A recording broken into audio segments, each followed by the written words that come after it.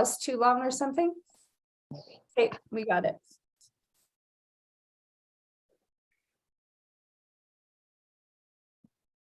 Just let me know when you see it on your YouTube. There we go. It's too long or something? All right. Good morning, everyone. Good morning to my two co-hosts and our special guests. Thank you, everyone, for joining us here our regular Monday morning on The Spiritual View. I'm Kim Wilkinson here with co-hosts Sheila Shorten and Tracy Montgomery, and we have a special guest today, Leigh Manzer. Leigh, thank you so much for joining us. And I'm going to let everybody know right off the bat, we are all over the place. Tracy's in Mexico right now. We can actually see the reflection in the window of the beautiful palm trees. You can. Sheila is at the airport. I can't even remember where you're going, Sheila. And Leigh and I are here in Edmonton. But as we all know, life happens and life still has to go on. So this is going to happen more, but we're going to make it work. So thank you, everyone, for joining us. And let's just get started. So Leigh, I'm going to just turn it right over to you so that you can tell us and all of our listeners, viewers, more about who you are, what you do, and a little bit about why you're here today with us. Sure. Yeah, that sounds great. Thank you so much for having me. I've been excited all week about this. So I live in Edmonton. I moved here 2 years ago from a little town just an hour west of us that I spent the last 20 some years in. I've been in residential construction for the past 26 years. And just recently, I've been so tired of it. And I wanted a change. And oddly enough, just before Christmas, my job was terminated without notice. So that was quite a little bit of a shock to the system. But I just started doing art pieces and I dug my old scroll saw out of the garage and I've been scrolling away and making just these beautiful art pieces that people have been wanting to buy around the world. And so I've been doing that, and I've been stepping away from the identity that I've held for the past 26 years of, I'm this and I'm that, and I have to be, part of society. Well, that shift is starting to change in my mind now, where I want to do things, and I feel it's important for people to do the things that they love doing and put their energy in towards those things. Because when you put your energy into what you love is attracted back into your life, and it falls into your lap if you let it, because we are magnetic creatures here, and we attract by our thoughts and our emotions and where we decide and choose to spend our energy. So that is now where my full focus is coming back to myself and realizing, breaking down those barriers of this society, always telling us to look into another direction for answers, when everything is all within ourselves. And when we choose to put that self-care and self-love towards ourselves, great things happen. So that's where I'm at now. And it's so fantastic to dive into that spiritual part of ourselves when, it's been demonized so bad, and I come from a background of deep religious indoctrination as well. So that was a challenge to come out of. And when I did, and with the help of my beautiful wife, Angela, who's a yoga teacher and a meditation teacher and a holistic nutritionist, she kind of gently guided me towards actually taking care of myself and this vessel. And that really helped open up the channel of this beautiful energy that's coming in. Wow. Thank you for sharing. I resonate with so much of what you said. And it really sounds like since you lost that job that you've been on quite a magical journey. And I can't 100%. help but think of, and I know you'll agree that, it's like you kind of ask for those things sometimes, right? When you're like, I'm kind of tired of this. So the universe says, okay, here's your change, right? Yeah. And but like you said, it could throw us for a loop at first. And then, Hmm. you tapped into this creativeness, which I know we're going to want to talk about in a bit. If we can step back, you mentioned that you had a lot of influence from religion growing up. Can you share a little bit about maybe your earlier years or childhood, or, what it was that shaped you, like you said, to this conditioned belief system that you had that you're trying to change? Yeah, sure. I guess we can dive into that. So growing up, I honestly, compared to a lot of people around me in the same faith, I had a wonderful childhood. My parents were full of love and so much patience, and I'm grateful for that, although that they are indoctrinated as well, which affects our relationship. But growing up, I was knocking right from diapers. I was knocking on doors, pushing propaganda. Um, and right from an early age, I was public speaking as well, reading from the Bible and getting well acquainted with it my whole life. The challenge for me growing up, I guess, was, I mean, there was always, I always felt that there was something greater, but uh, in my mind, I was trained right from an infant to believe that in a fear-based narrative, which was anybody that wasn't a part of our organization was basically as good as dead unless they joined us. So we were preparing ourselves mentally for the great day of Armageddon, where God would, his anger would blaze and destroy everybody who was not baptized into our religion, and not feel bad about it. We were in expectation of this our whole life. So if every day I'd go to school, it's like, okay, was this going to be the day? If so, I have to prepare myself to walk over the dead bodies of my schoolmates,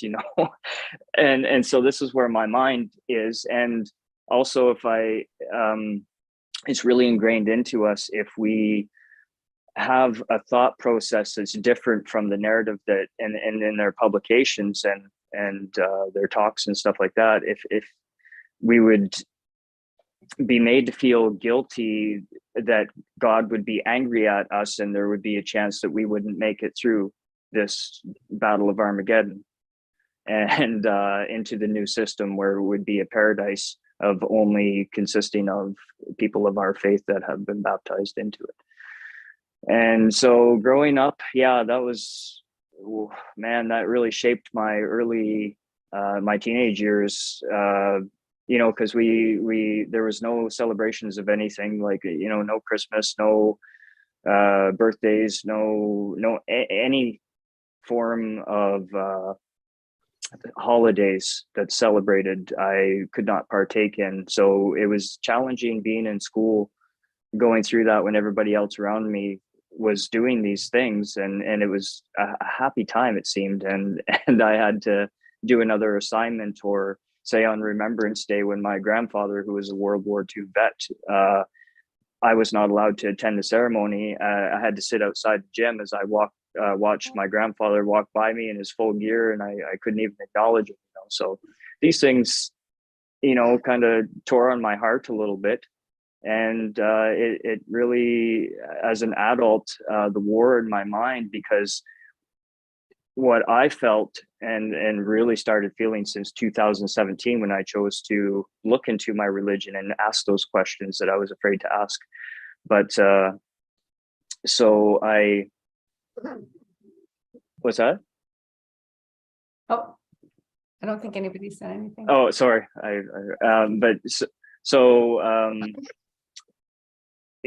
started to question, because I guess what I felt is, if I was taught that God is love, but then also on the other side of it, God is going to destroy all of these good people that I see around me, and I could not understand for the life of me why. And the two didn't compute, and it never did. It's like, I can't understand why we preach love, but love for one another, but when it goes outside of our organization, there's hatred. And when we were in service and field ministry, what we call, like, I would listen to the people around me, and it's like, oh, when Armageddon comes, I like that house, that's going to be mine, after these people don't make it through Armageddon. So I'm sitting there as a child, and I'm like, what the what the f serious. But so anyway, so this really all shaped my mind, and when you come into adulthood with this mind, and also it was very male dominated, which most religions are, because we know now, I know now, that that was the plan from the beginning of religion, was to defeminize and take that power away from the feminine energy. And you got the Father, the Son, and the Holy Ghost. What happened to Mary? What happened to both Marys? What happened to the feminine aspect of this? You guys are taking it away. And so now coming out of and asking those questions was super, super tough for me. Like the first time I looked at any material outside, that would challenge my belief system, my heart was pumping, but I did it anyway. And that's when Angela and I were, not too far into our relationship, and we were changing together. But it was a challenge to get through those moments. And the past 7 years even have been a roller coaster ride of very much dark nights of the soul. And learning how to react to situations now where it's I like to do the opposite of what I normally would do, because those normal patterns create the chaos in my life of a hamster wheel, and to step outside of that has been fantastic. So that's, I guess, basically my childhood, and how it really imprinted into my mind a belief system. And when I stepped outside of that, there was no stopping me. Like, it just naturally happened, even though it was hard to face the, I guess, what I would call the demons inside, the darkness, the shadows that hold us anchored to this world. And I found that it has to do with emotions and thought. And so that's where I'm at now from then. So it's been a very wow, crazy journey. Yeah. And so it sounds like the makings for a fantastic inspirational book. Well, I've been told that I should write one, but that might be down the pipeline. Yeah, I can't imagine how that would feel as a child. I mean, I can think back, and I remember kids in school who were maybe in a similar experience. And of course, you don't understand as a child, but I could imagine that would have been so frightening and confusing. And I can't even imagine.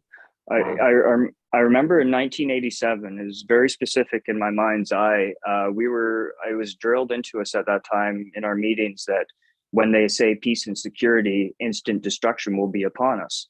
And I don't know if you guys are familiar with the Bible or not, but that was a prophecy that held true. It was a core belief in our religion. So when the Berlin Wall came down, I remember watching it on the news, and then there was a president that said peace and security, and I started freaking out, and I ran to the window, and I was waiting for big fireballs to be coming down, right? And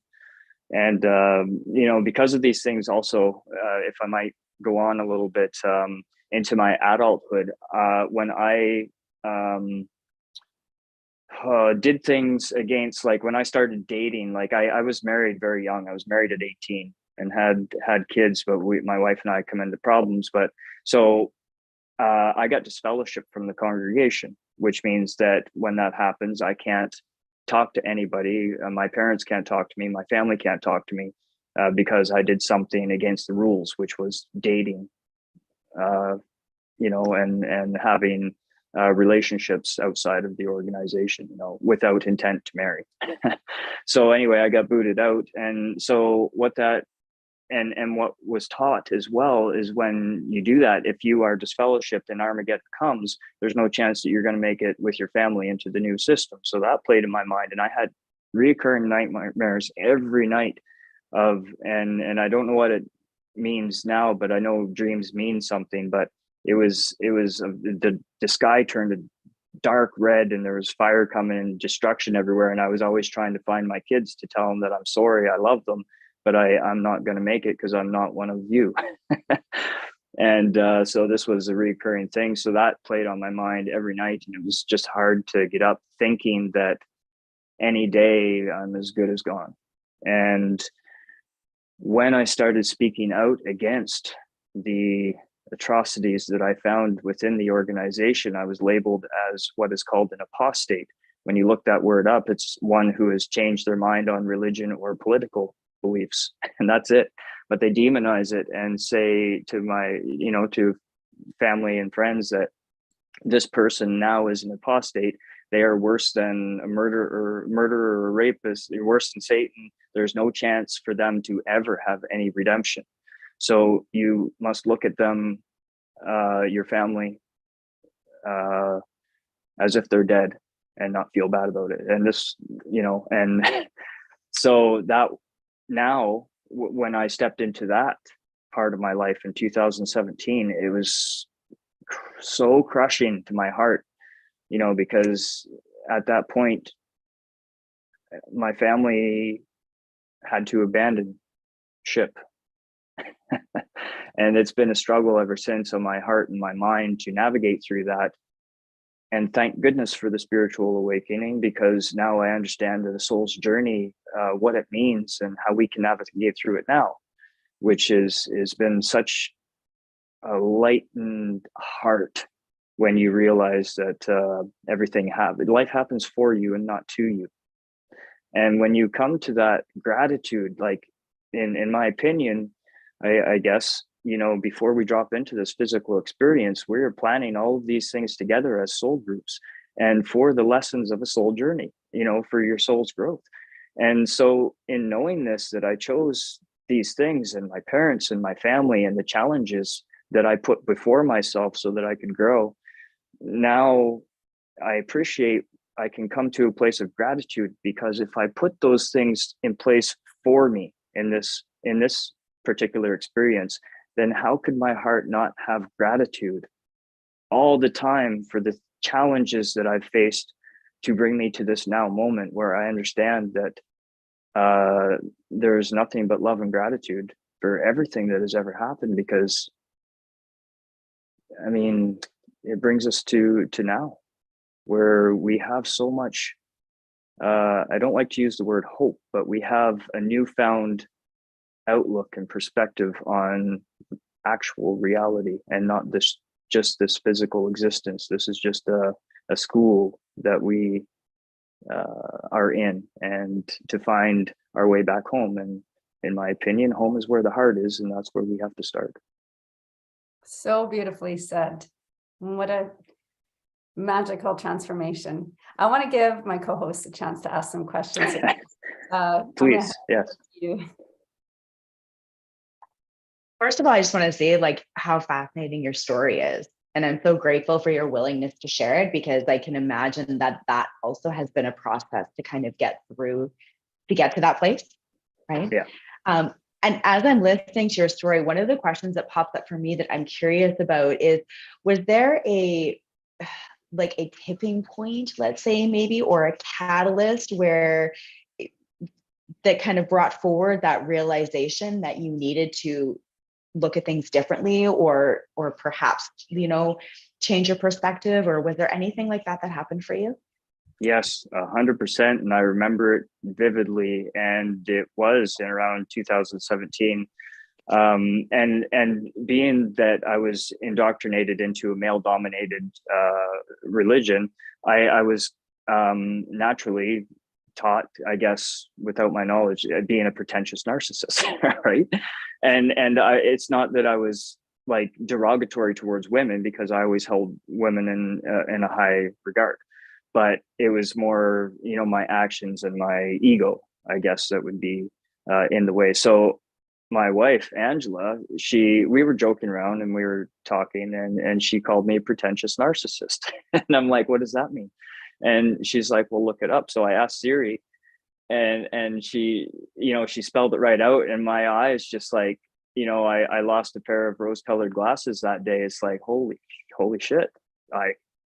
when I really thought about it. Like, I let it actually sink in, and I chose to react differently to it, and try to see it without judgment, in a different perspective, and if it was true or not. And what I found is that it was. So I'm like, wow, I got a lot of work to do. And so that's the very moment and the catalyst that really helped me to open my eyes to when somebody that I would normally perceive as criticizing me, but then I started taking it as constructive without judgment, and step outside of myself to look at any of my actions that are, in a cycle, by my choices. And so I really started to dive deep into myself, and that's when she started to get into holistic nutrition, and became a certified holistic nutritionist.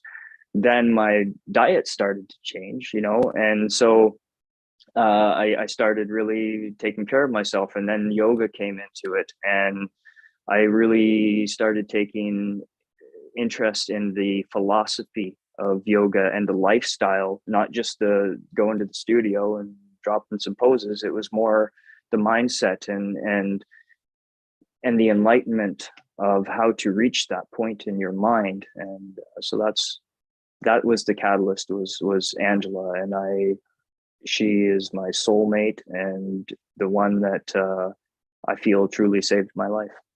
And And what a opened my beautiful eyes. gift. Yeah. Beautiful soul contract, hey? Yes, very. Yeah, absolutely. Yeah. And ever since then, I'm able to not take offense to anything.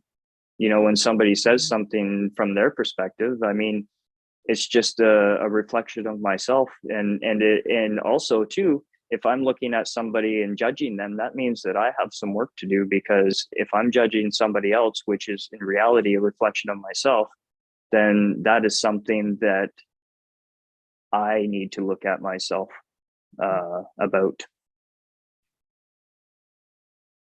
You have great self-awareness. I think many of us can use that as a great reminder, and many can probably learn from that. Thank you. I hope Sheila, so. any questions? I feel like Sheila has a question or something to say. Hi, everyone. Yeah. So I'm really interested in your story. And the thing that's really coming up for me is this belief. And your beliefs were formed in one way, and my beliefs were formed in a different way. And a belief is just nothing more than something we keep thinking over and over and over. And it feels like we're in a time, in a space where we're giving the opportunity to notice that this is something that we've done as humans. That's And right. it's something that we have created to perhaps, but it's something that's happened in a way that hasn't been healthy for us. Yeah. And can you guys still hear me? Yeah. Yeah. My mic is fell. But yeah, so my question to you would be, how would you tell someone that has these strong beliefs? Obviously, you're amongst a lot of those people, your family members, that sort of thing. Is it something that you just walk away from, or is it something that you try to offer insight, or just offer the energy of love? I'm just curious to how you manage that when you're around others that have these strong beliefs. Yeah, that's even still in this experience, it's hard to navigate through that emotion, because I mean, you guys know, when you want to wake somebody up, you just want to throw all this information at them.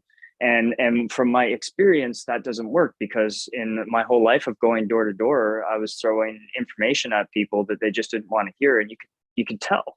And so you have to move forward. If there's any communication with these people, you have to move forward in love and compassion, knowing that their eyes are blindfolded. And to come to that realization, it's easier to watch what you say to them. But what I try to do is ask questions that will maybe make them think or question their belief system. And it's questions that would challenge, but in a way, I guess that would be not to scare them away. Does this make sense? And yeah, so it's, I guess what I try to do now is just ask questions, or maybe comment on something that I've found out that has a true, like has backing, like it comes with receipts. You can look for yourself. So if I offer this little tidbits of seeds, you can't unhear, and I know your subconscious can't unhear it. And I know that everybody's higher self is looking for that spiritual enlightenment, whether the physical body realizes it or not, the mind trapped in this matrix. So it's planting those seeds that will help people to question, and dig into it themselves. And if they choose not to, and to keep their eyes in the sand, well, that's up to them. And that's where I would say I would have to step away. And if they think about that seed and it grows within their heart, they will know where to come to maybe search deeper for those truths that's hidden from them. But it's very important also to protect my energy and not to become so wrapped up into it emotionally, trying to keep that higher perspective. And that's a tough job to do, because when you're in the moment and you're having a conversation with somebody about such deep things and know that they're so lost, it's hard not to get very emotional. It's hard to keep that balance. So, but you do have to protect your energy, and you do have to know when to step away from it so that you can reground yourself and try not to be so emotional that you scare them away and they think you're just nuts. But you so still there's have, yeah. I was just gonna say, but you still have a relationship with them, because often that's not an option. With With your family? No, not much. Like Okay. very, very little. So I've been really trying to have more communication with them, which has been working. When I hold my self in a place of love for the situation. But what I struggle with the most when I communicate with them is how their hearts are feeling if they're basically caught contacting me a lot. There's repercussions for them, because if they're caught by the elders of this organization talking to a labeled apostate, then there is repercussions, and they could face being kicked out as well. So I have to be mindful of how they're feeling when there's communication with me. And so, and I told them, I said, you know what, how about if we ever talk, let's not talk about religion. All I want to do is, or accomplish, is to know how you are doing, and if you're well, and how your day is going, and that's it. And I'm happy. And so that's where we started. And once in a while, I told them it's my birthright to talk to you and to pester you and to bug you. So if you don't answer, I'll leave a message, I'll send you pictures, and I'll let you know how I'm doing. What you choose to do with that is up to you.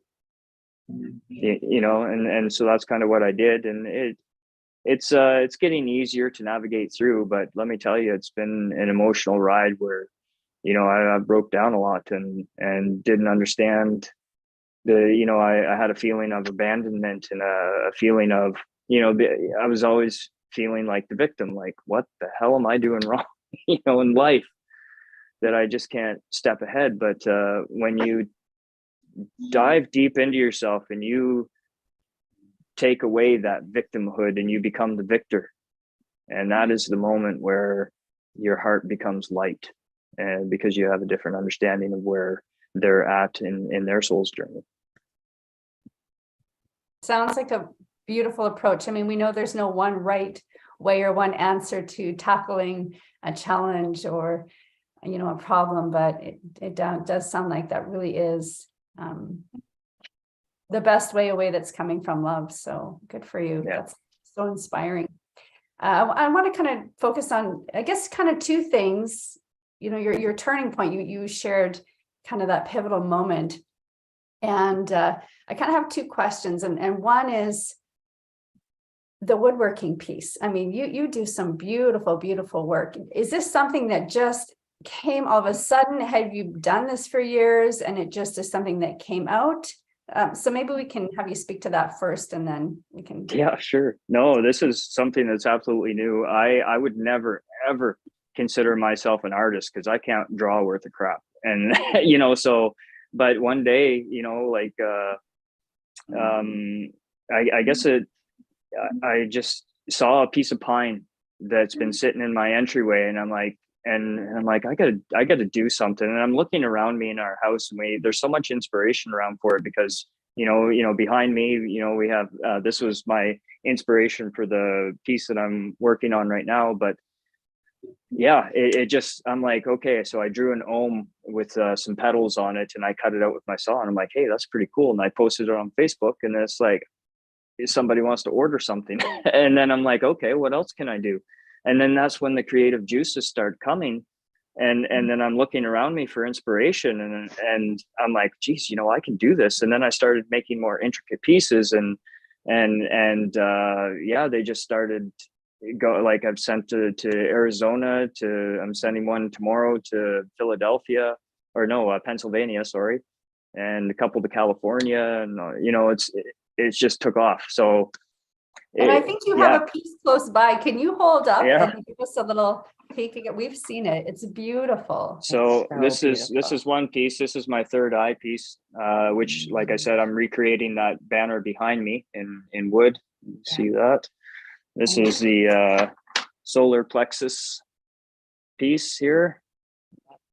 And my other favorite, I'll show you, is Anahata, my heart. Oh, wow. Yeah. Beautiful. It's amazing how the creativity just flows when you connect to your true self, right? Yeah, and it was when I stopped identifying myself in this physical experience as the carpenter that I've always been, the construction worker. And then I started to see what I was capable of, and it's like, wow, I am an artist, and I started to identify with that creative source. And what really helped me, I think, with that is when my job was terminated without notice. Like, they called me into the office and say, oh, we need your keys to your truck, your laptop, your phone, and good luck. I'm like, wow, like, okay. But it was that moment that normally I would just like, what the hell do I do? I got to feed my family. It was a test.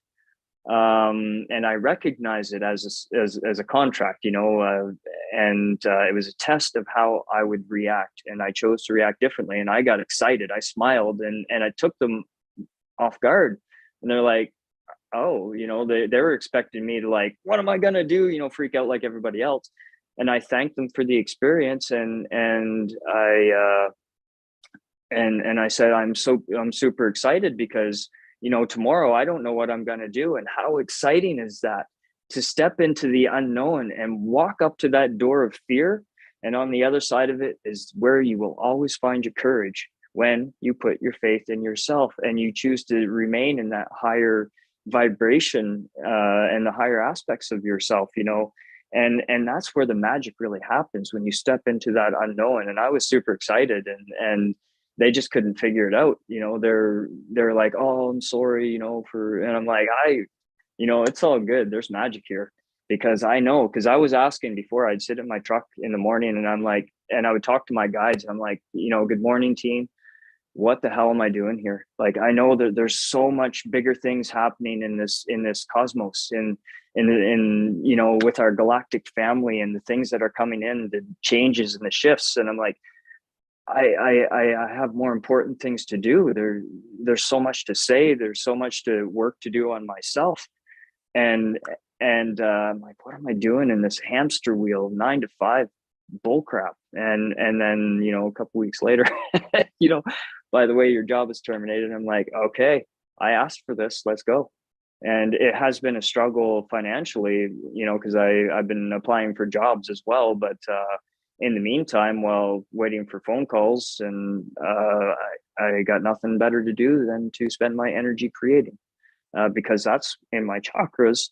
When we go into our chakra system, that is my source of energy.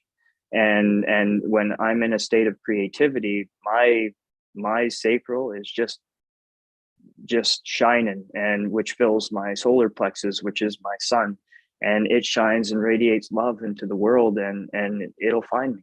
And I was also thank goodness for Sheila. She did a channel for me, and my guides told me to trust in myself and stop doubting myself. And it's getting easier and easier every day to step into that newfound power of this human experience, when you open your eyes up to who and actually what you are in this experience, and not just this body.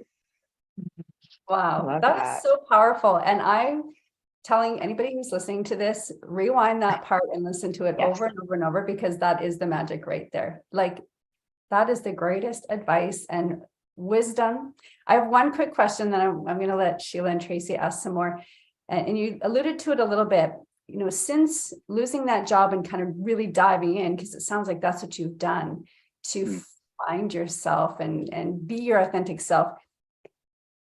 You've had some assistance from Sheila, which I know is powerful. Are there any other teachers? Have you been reading books or courses, or are you just finding that by connecting to yourself, you're just downloading everything that we already know?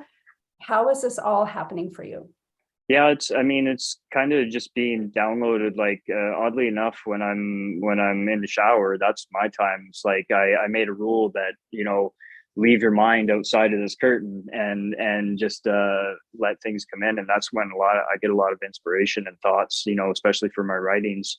But I do read a lot of books. I'm also taking a course with Angela to become mediums in this integrated chakra therapy school that actually I think Sheila attended and graduated from. And so we are taking that together and working on energetic healing. We're doing sessions, healing groups with people, so that we can continue our practice working with those subtle energies and helping other people to offer them a different perspective in their journey, just to be that channel for them to contact their higher selves, to facilitate that healing and help them to realize that this power is within themselves to heal. But it all starts with the choice. And so that's so yeah, a lot of books, but a lot of things. I write a lot, and a lot of things come through those writings as well for me, and hopefully an inspiration to other people to, you know, direct their energy wisely. I know Tracy can relate to the whole shower thing. I saw her nodding her head. And Tracy, do you have any other questions? I do. Like, first, I just want to say, like, the story about losing your job, I feel, is so powerful. And I hope that as many people hear this as, you know, as possible. Because I remember back even when I was a teacher, and like I was praying to leave like every day, and I ended up leaving in a way that I guess was out of my control, rather than it was my choice, but there was also an element of it not being my choice.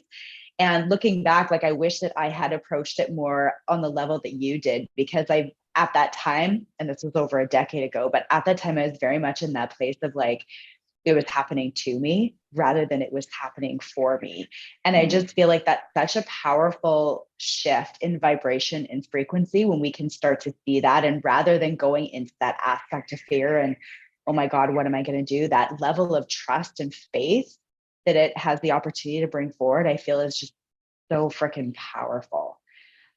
So I love that story. And it makes me curious as well, going along that same theme with trust and faith. I feel like a little birdie told me that you also do some channeling, perhaps? Yeah, I guess, and that's new for me too. This is like, because when I heard them called channeling, I'm like, well, I guess it is. But yeah, so I do write poems, and I have a little session on my Agape Studio page where I do channel poems, and I read them out loud, and I also post them on my page as well. But yes, I do. My pencil and my pen is my power, and that's where my true channel is, I believe. Awesome. And would you be open to sharing kind of how that comes through for you, because we've talked about that in bits and pieces throughout our different episodes, how things come through for us. And I feel like it's always powerful for people to hear that it's not just one way, right? That can happen in so many different ways. So what does that look like for you? Yeah, it's really about stepping aside, the ego to step aside in this body and opening up that channel. So it comes out to me just in words of poetry, and of words of what's actually happening in the world, but in a poetic way where people read it and it might open their eyes up to, wow, maybe there's something here to this, when it's talking about love and compassion and kindness, because really that's what we need in the world. So that's what my message is through my channeling, is a higher perspective of what we are going through right now, and kind of how we can navigate through it when we choose to face ourselves. And what I mean by that is, truly as a collective, in this collective consciousness, we have to realize that we are the problem and we gave our power away, but we are the solution. And that's basically what I try to get through in my channeling, is that we're the problem and the solution, because we are all one, but we have to do so. We have to go forward united, as opposed to the same old division, that's put upon us into our minds and our hearts. And I feel like we need to start getting away from that, because if we continue to do the same things over and over again, expecting different results, we all know is the definition of insanity. And truly, this world is insane, because we seem to think it's the right thing to do every time. And here we are in this big mess where it has become unsustainable. And the universe, our Mother Earth, the powers that's coming in where we are at now is just so super exciting, because there's change upon us. And in my channeling, that's what I hope to open people's eyes up to, is that you guys got to stop looking in the school books and start looking in your hearts. The information is all right here. Beautiful. I love that. Sheila, any questions? I just want to say that I have to tell you, I had a huge plan of how I was going to make this work this morning, go to the airport. Everything was going to work out perfectly. I had it all lined up and nothing worked out. The kiosk doesn't work. You can't, there's the huge lineup, etc. So my plan didn't work. And so when I landed here with you guys on this YouTube video, my energy was still back there. I was still annoyed with the airline because their kiosk didn't work. And I was still in a space of, I was in a space of control. And after I sat and listened, it was like my heart opened up, my energy changed, I shifted. And my question is like, I am so blessed to have people like you around me to offer that to me, so that I'm not sitting in that frustration and that anger. My question to you, Leigh, is you offer this so much because I just felt it. I felt your goodness. I felt your ability to open the heart. What would your advice be to our listeners when they are in this space of the airlines not doing their job, or something's happened, something's frustrating for them? I'm very blessed that I had to drop right in here and I found my way back very quickly. But sometimes it's not that easy to find our way back quickly. What do you think the resistance is to that change, or how would you comment to something like that? Sure. Actually, in my studies and practice, what I find the best advice I would give to anybody, because what's very hard to do in this world, because our mind is so chaotic, we are thinking in the past and in the future. What am I going to do? The what ifs. Our mind is so chaotic. So my practice to anybody out there who thinks that they can't meditate, that is, I believe, when somebody says the word can't or it's impossible, I just cringe, because if you break down that word impossible, it's I'm possible. So anyway, but what I would recommend is a 3-minute meditation. And this is what I do, because it helps you to ground so quickly when you bring your awareness, not from the frustrations around you, but from back to yourself, so that you can react differently in your heart. So it's a 3-minute meditation where I would breathe in deeply through my nose for about 4 seconds and all the way up to the crown.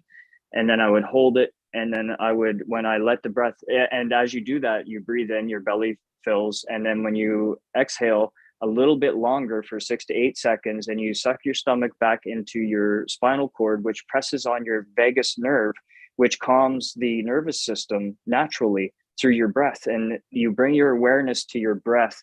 And when your mind starts in on that constant chatter of what's around us and the frustrations, it's, that's when you realize what's happening. You take that experience and you let it float by like a cloud, without judgment and without expectations of the outcome of what you thought might happen. And when you're bringing yourself back to your awareness of your breath, and that's only you think about, you close off those wires that are firing when you can bring your awareness to your breath. And then what that allows is you to attach yourself to the unified field where all this information is and where that calmness is, and you can sit in silence. And that's when the creativity comes into your mind as well. And also the realization of this experience isn't so bad. It's how we perceive it. Beautiful. Yeah. I really appreciate that information, and I really appreciate just being reminded of that. And I am grateful for the space that you've provided for me, and I'm sure for our listeners and anyone that was able to hear your message today. I'm very grateful. Awesome. I appreciate that. Thank you. I do believe you shared so much wisdom and so many probably new perspectives for a lot of people. I mean, I know a lot of what you shared resonates with me so much, and I'm sure with Tracy and Sheila as well. But I know, as you mentioned too, there's a lot of people on this planet that they're stuck, or they're really deep into those belief systems, which we were all a part of at some point, right? And you only know what you know. And when you know better, you do better, or, life becomes better. And you shared so many great stories and so many, honestly, tips and tricks that I think will help people out. So I really want to encourage those of you that are watching or joining us live or in the Facebook group, come back to this. Leigh, I don't know if you can relate to this. I know Tracy, Sheila, we've talked about this, as we do dive into our spiritual journey and we learn and grow. I always find sometimes we can come back to something, whether it be a book or a podcast or a video, and you come back after you've grown a bit and you take even more out of it. And I feel like so much of what you shared here is something that can create that experience where people can keep coming back and keep coming back. And it's going to make more and more sense every time people listen to this. Thank you so much. You are a gift. We just met for the first time today, and I'm excited to have a new friend and to learn more about you as we continue on our journeys. And maybe we'll have you back here again. I would love to. Any final words of wisdom or anything you want to share, Leigh? You know what? If you mind, I might take a minute and a half and read one of my poems that's relevant for today, because if people change their perspective and realize that we're in a turn of a new age, and this is to hope to realize that we have to step into unity consciousness. And so this one is, do you mind if I read the short one? Please. Okay, so this one's called Turn of an Age, and this is where we are at now. I just wrote this one not too long ago. Says, here I find myself yet again to face what we have become. The choice that is now upon the table is that of fear or love. The choice you choose, your heart will know of which thought to partake. Chosen wisely, the old will fall with all its fear and hate, falling away with its desire that no longer has a place upon the earth, within our hearts, or in any time and space. Now is the time in which to stand in the light that love does shine, allowing its brightness overtake the shadows that have overtaken the mind. A new beginning, a new horizon, a new age has begun. The heavy hearts will lighten their load when they choose to surrender to love. Let go of anger, let go of hate, for in love they do not belong. They've kept us divided, beaten and battered in sickness for far too long. Look to the one who with her bears the element that brings us life. She bears her water to cleanse the earth of all our pain and strife. Now, the time is now. We can choose a world that love is allowed to prevail, for it believes all things, endures all things. It is love that never fails. Love that. Thank you for sharing that. And if you're willing to share a written copy, if you could send it, we would love to post it in the group and share to all our pages. I think that's something we could go back to again over and over as such a good reminder and a light, right, to keep us going down the path that we really are meant to go down. Beautiful. Thank you. Thank you guys so much. I've really enjoyed the open conversation. It's hard to find people now in particular that has an open mind where you can express the truth of the discoveries that we're making and without judgment. And the people that I know that are starting to question this life and this experience will be drawn to these messages, and I hope it finds people well. Absolutely. Tracy, Sheila, anything that either of you want to add? No, I just want to say thank you so much for being willing to show up here and to share your story and to speak your truth, because what a wonderful world it would be if we had more people that were willing to do that. So thank you. Thank you so much for And your kind words. I'm grateful for your wisdom, Leigh. I'm blessed that I get to see you often and have you in my space. And we've done some work together where we've Leigh actually sang the Gayatri mantra in a yoga class I did, and we've had some experiences together that are really powerful, and I look forward to that in the future as well. More of that. Yes, 100%. Thank you. What a great way to start a Monday. The start of a Beautiful. Right? Isn't it? It's going to be a great week. And Sheila, I hope that you're. I have faith that your day will go better. Well, yeah, bump I to first agree. class, Sheila. Yes. There we go. Well, thank you again, Leigh, so much. Thank you for Tracy for taking time out of your holiday. I know you're ready to get to the beach or the pool. And Sheila, thank you for making this work as you're navigating the airport. And but this is life, right? And next week will be the same thing. I'll be somewhere else, and I don't know where everybody will be, but I'll still be here. we're going to show up from wherever we are. So thank you to everybody who is watching, and please share this video, share the channel, invite your friends, follow us on the Facebook group. There's so many great conversations that are going to stem from this and more episodes. So keep coming back. Have a great day, everyone. Bye. Bye.